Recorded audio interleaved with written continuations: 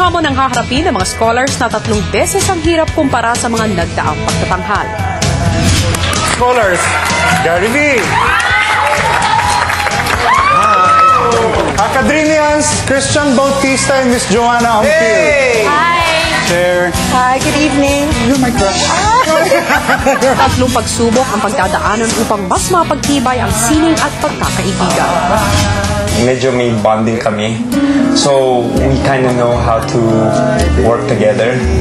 Versus yung mga ibang grupo may halo ng people who haven't worked together before. Kailangan mas kilalanin ng mga scholars ang lakas at kahinaan ng bawat isa upang walang magsapawan sa kanilang tinig at samahan. Importante talaga yung pakikipag-interact sa mga tao.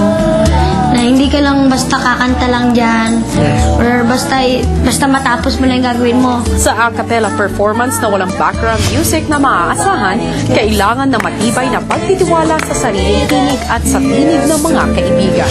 We are helping each other. Kung ano yung mali ng isa, pinupunan namin para hindi makaapekto dun din sa dalawa. At para sa song and dance performance, matinding pag-iensayo ang kanilang pinagdaanan. 3 beses man ang hirap, 3 beses naman ang saya na dala ng trio performances sa 6th Gala Performance Night.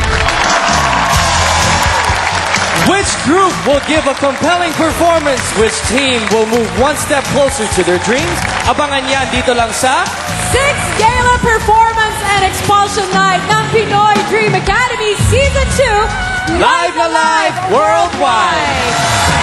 Magandang gabi mga kapamilya. Good evening, Billy! Good evening, Tony. Maliban sa tagisan ng mga trio, malalaman na rin natin kung sino sa mga probies na sina Christian at Iñaki ang bubuo sa prestihiyosong Headmasters List of 10. Nasa inyong mga kamay pa rin ang desisyon, kaya itodo nyo na ang inyong pagboto. That's right, but that's just the start of a series of explosive announcements. Last night, nakilala na natin ang matinding hamon para sa Headmasters List of 10. Ano pa kaya ang ibang challenges for the top 10, ha? Ay nako, Billy, bago ang mga pagsubok na yan, kailangan munang harapin ng mga scholars ang metikulosong paghuhusga ng Dream Mentors at jury sa linggong ito. Like the scholars, the jurors all came from different groups before carving out a name for themselves in the music industry. That's right. Namulat sa musika bilang bahagi ng college singing group na Kundirana. Ngayon kilala na siya bilang celebrated songwriter, musical arranger, at PDA resident juror, Mr. Louie Ocampo. Pumasok siya ng music industry as the female vocalist ng 80s jazz ensemble na Batukada. Now, isa na siyang solo artist covering songs of love, hope, and praise. Guest juror for the week, Ms. Bernie Varga. Eto na, Billy.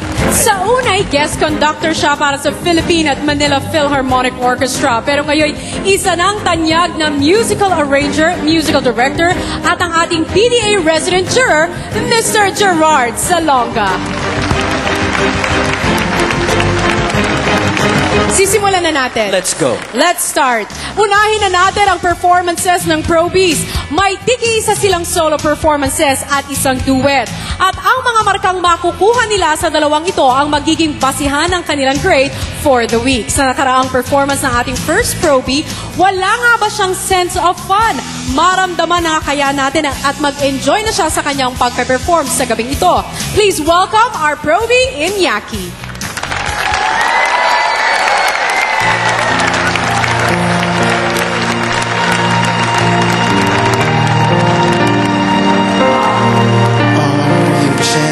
Sleeping here inside my dream, or isn't faith believing all power can be seen? As my heart holds you just one beat away, I cherish all you gave me every day.